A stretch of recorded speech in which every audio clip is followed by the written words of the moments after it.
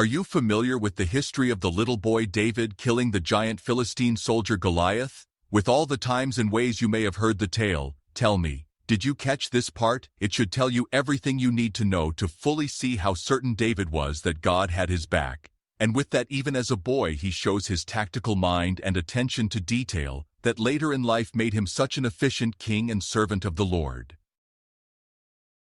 Consider this. The story begins with David taking a meal to his brothers who were Israelite soldiers, and on the way to his brothers, he sees and hears Goliath standing out on the battlefield trash-talking and mocking the entire Hebrew army.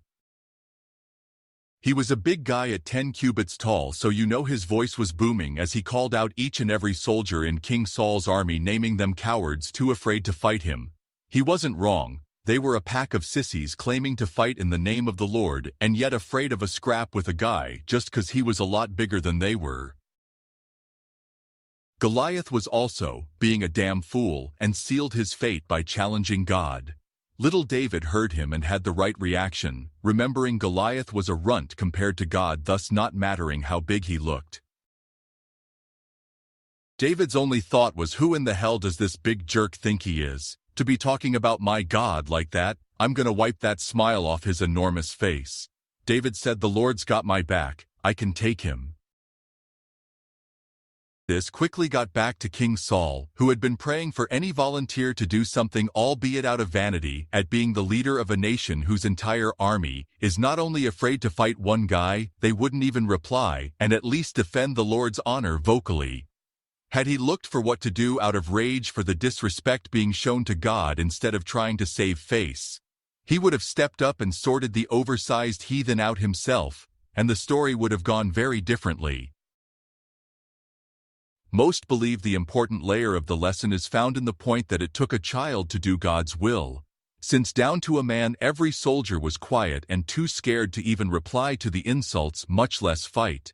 Or that the obedience and faith of a child is far more suited to serving the Lord than most adults, who often think that their lifetime of experience gives them wisdom enough to question the Lord's will, only to be proven wrong, often painfully, every single time. Victory did not come from a Hebrew version of Captain America. David didn't go out on the battlefield so confidently because he was a super soldier. He didn't have a giant's strength or power. In fact, he didn't have any of the things that we tend to prize for ourselves, and which shows that impossible-seeming victory only comes from God. The little boy who had accomplished no conditions of achievement before considering himself ready to turn to God was the very one to step forth and obey without hesitation, pride, or self-doubt. By having nothing to boast of in the form of physical prowess or fame, he understood that the only might he had available was trusting in the might of the Lord. As an example, nothing save perhaps a crawling toddler or nursing babe could have made that point more clearly. Many times we look at ourselves or our problems and think, I cannot go to the Lord like this. I am not where I want to be in order to feel important enough or powerful enough or doing well enough to make God proud. Although it happens all the time by billions of people each and every day, none of them realize how ludicrous their reasoning is, because it's never put into words. These people are telling themselves they are too unworthy to set aside their own pride, and in humility admit they are unworthy. It reminds me of a story I heard of a woman who needed help with housework, but would clean the house floor to ceiling before the cleaner showed up to help.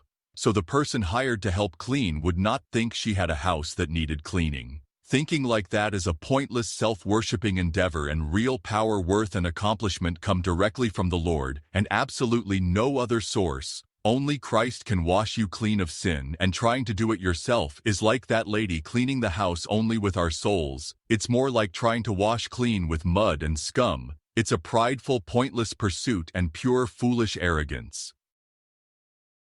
David had nothing but the knowledge that God helped win the fights against beasts that certainly would have seemed like far worse monsters to any boy by himself guarding his father's sheep than one big rude enemy soldier while surrounded by thousands of men comprising the army of your own nation. Goliath, by comparison, when face to face with this little boy, had already survived battle sine missione against lions and bears, and those things were way more formidable considering they were going to eat the sheep until David said no. Then they were going to eat David instead for saying no until God stepped in and protected him from their hunger and predatory rage at having their hunt contested. In the wild, that sort of challenge nearly always ends up giving the winner 2 meals, one that was fought over to begin with and the loser of the fight either way. Bears and lions value their meals on an all-or-nothing scale.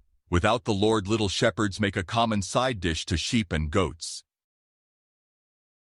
Using a child's bold faith in the might of the Lord is a clearer message than had God turned the boy into a new Samson, or the sort of hero who gets glory for the gifts the Lord has given them. At every step of the way, the point being made over and over is that God is mighty and mortals without God's blessing are not. That faith is all that's needed and absolutely no other conditions. It will help all who hear it. Remember, turn to God right now. Don't use the excuse of thinking you aren't good enough and set goals or terms to achieve before you seek God. The weak child beating the strongest fighter in the world is the point. Nobody is good enough or important enough on their own merit, so none should wait and try to get good enough before answering God's call. The Lord is a patient and wise teacher, and history repeating itself is God's will, so that His children, slow as we can be at times, learn to listen and catch on to His message to us.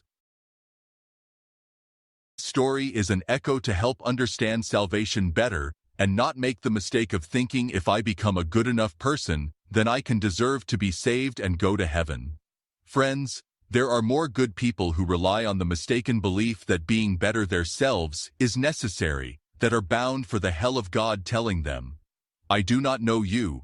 Then there are those who have heard the gospel and simply rejected it.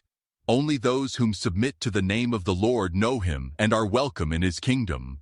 They thought they could become holy enough for God's company and waited too long, or believed saying a few words and not meaning them would get it done. But by far it's the people that like God but forget all are fallen and focus on being good, rather than bowing low and saying, "Thank you, Lord, I am unworthy. Please forgive me."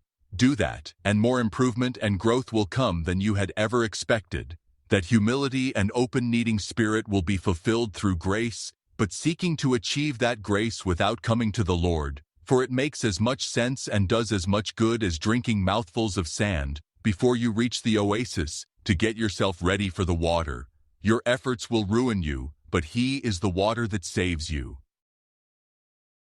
It's a terrifying fact and a warning from Jesus Himself that small is the door and narrow is the path to salvation.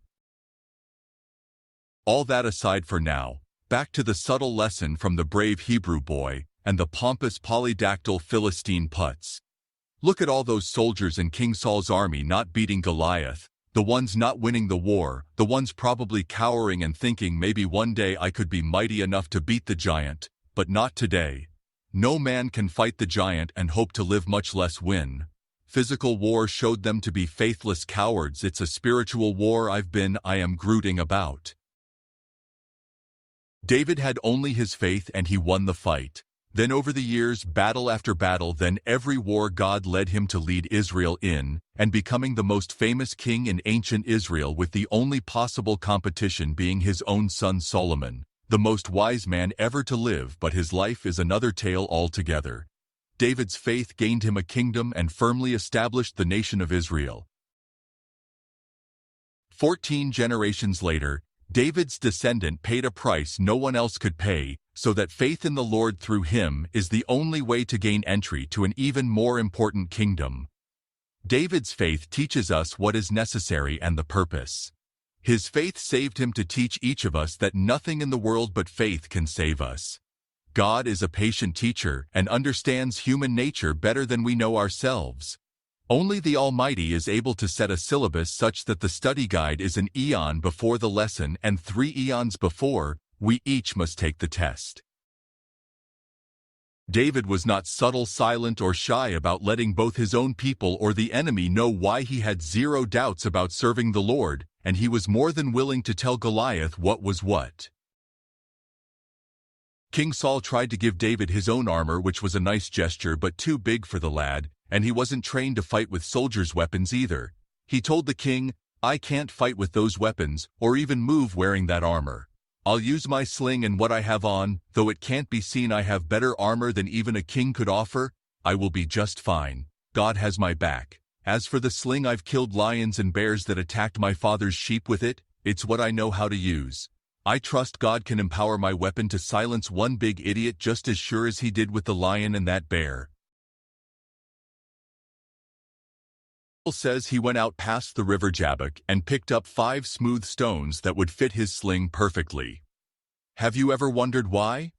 Here is that kingly mind at work, and a look at how much he truly trusted and knew he would not fight alone, and he would win by God, literally. Know the story of how it went. He went out onto the battleground to do his duty. Goliath saw him, had many reactions all at once. He raged at the insult of sending a child because he was so great, laughed and mocked the boy, and was just starting in on blasphemy challenges at God, running his mouth again, and wham! River rock between the eyes. He was knocked out cold, though some say he dropped dead on the spot from it. But considering the very next thing that happens was David taking Goliath's own sword and barely able to heft it, used it to make him a head shorter, quite literally. It makes no difference. Whatever his condition on the way down to the ground, nobody will ever know in this lifetime. He wasn't getting up. The stone hit the giant, and then the giant hit the ground. With all that faith and certainty and the one stone two hits battle mentality, just what were those other 4 stones intended for? I will happily tell you, Goliath the giant had 4 giant brothers. Little David had the faith to take on all 5 and wanted to be ready to get the job done right then and there. Even if you thought maybe the boy had only been lucky after he got swept up into the moment by the shocked soldiers trying to hush him and the wow factor of a little shepherd boy being allowed to champion the king, and country offered the king's fancy armor right in front of his brothers. All little brothers hoped to look cool for their older siblings, and he must have been certain those impressed brothers were gonna tell mom and dad right. This was a big day for the lad as far as he was able to tell. Little did he know he was about to launch into being the legendary hero of the most well-known underdog story in the history of the world. No doubt he was excited and probably a bit overwhelmed, but David had a loyalty to God like almost no one else ever has had, and be it excitement and praise or crawling over broken glass in a fire pit, the outcome would have been the same. David would have done just as he did and honored the Lord with no concern about if it would exalt and elevate him or egregiously enervate it until exterminating him. That's leaving out what his siblings didn't see, but he did the royal quarters envision his culture shock this little fella that knew living outside most of the time with sheep, not exactly a background exposed to much wealth or luxury.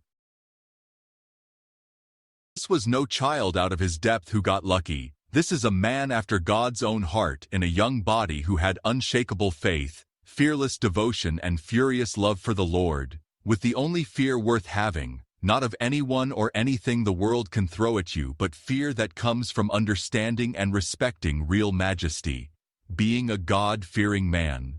Remember that the next time you're unsure or afraid, the moral of the story isn't God makes use of the unexpected, although he does. It's not that faith is all that's needed to do incredible things, although it is. The lesson is exactly this, and should make you boldly go out into the world with the confidence of knowing. Having God on your side means it doesn't matter who or what the hell they have on theirs. Literally. Humans are made in God's image. By that logic, there is nothing wrong with leaning in and fully embracing the idea that if I can laugh, then wouldn't it be wonderful to know that the Almighty can be happy and laugh at stuff as well? Why else would I make a picture of God using powers to do stuff just because he's cool and it looks interesting, even though he already made all things happen when he thought up creation? Sweet beautiful God giggling till his eyes water and slapping his leg hysterically pleased happens to be a totally rational cause of thunder and rain happening, even if it's only because I'm a dumb ass. And just how much of one is funny to the Lord? I hope after all, as good of a thing as laughing is, why would the Almighty make us able to do it if it wasn't something that he liked? And you must admit it make a very good purpose for some of the silly and strange things that people do. I only mean the odd positive things, of course. Second only to my desire to be told well done for serving God, is to one day hear that my antics somehow pleased him and, dare I say, maybe even made him laugh. What could be better than to make God so happy he laughed? Think it over before you become too cross with the idea. David walked out onto that battlefield with such rock-solid confidence, pardon the pun, that he was going to win not only the fight before everyone's eyes against the one giant Goliath, but he knew the Lord was with him and he planned on winning the fights against the other 4 giants, Goliath's brothers, who were certain to turn up for revenge, effectively defeating all the sons of Rapha, all of whom were considered to be men of renown and champions of their respective armies.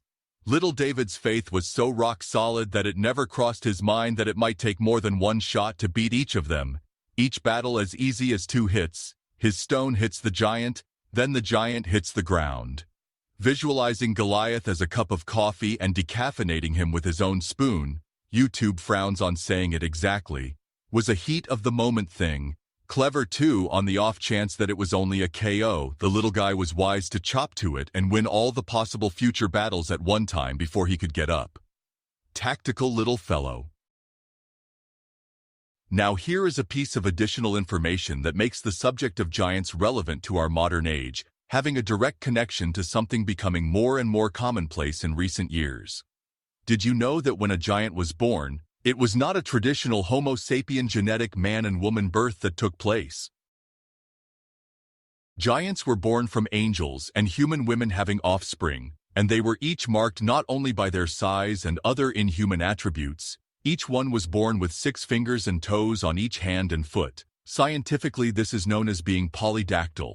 It was a trait that marked them as outside the Lord's authorized design. That doesn't mean they existed in defiance of the Lord, because that is not possible. It means He allowed them to exist, in order to bring us closer to Him through stories like this and others later, to show the world the power of His blessing and favor, by enabling the armies of Israel to wipe them off the planet, which was a very clear message to the world at that time. Goliath was a large opponent to be sure, but he was not even remotely close to the size of some of the largest giants. Og was one of the few named crushed any furniture not iron.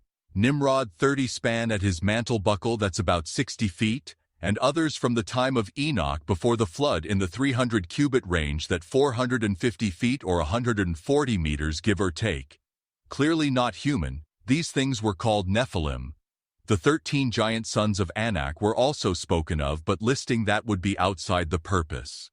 This has to do with our time because of the progress science has made in the field of cloning, and despite all the claims of laws and regulations, that not only do most of the nations technologically capable of this level of science not agree on the ethical and moral limits necessary to restrain this field of research, they have no way of enforcing any of those limitations beyond their own borders, and as the last decade or two have shown, it seems not even within them either.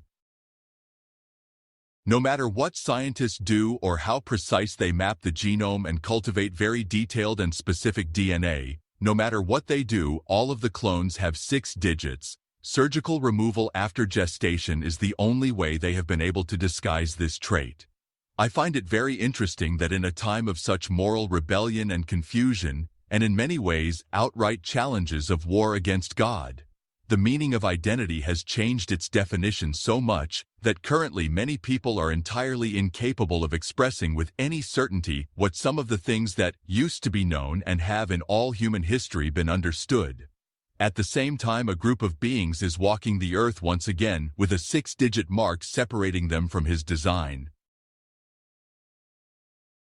Wonder what He has in store or has planned in order to show our faithless world His majesty and power, and remind all who He is. Demonstrating through reality the sentiment from the popular fantasy series about so-called immortals called Highlander, once again as He has so many times in the past. There can be only one. It is the first commandment after all. Exodus chapter 20 verse 3. Little David had the faith to fearlessly take down the giant Goliath, thereby etching in stone a lesson for us all to learn from in the future. Not only did he obey and pick up the stone needed for the battle before everyone's eyes, but he had the full confidence in the Lord that not only would protect him against Goliath, but He would also defend him in the battles to come, when the giant's 4 brothers learned of their brother losing his head and come to avenge him. The tale of this little boy's courage and faith from 3,000 years ago is still teaching us today.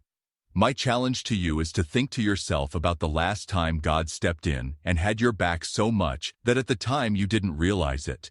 But looking back, you saw a version of those additional 4 stones in your life, and the wisdom of God shielding you from both the problem that you could see, as well as the consequences you had no idea about, but by obeying Him were shown just how strong and wise the Holy Father really is. Can tell you is, I know whose shoes I would not want to be in when that time comes, and it has nothing to do with Inigo Montoya searching for paternal vengeance against the 6-fingered man. If you found this video interesting, please remember to like and subscribe. If you have questions or comments on the subject or have something you would like to see explored a bit deeper, please leave a comment below and share what's on your mind. Thank you for your time, and God bless you.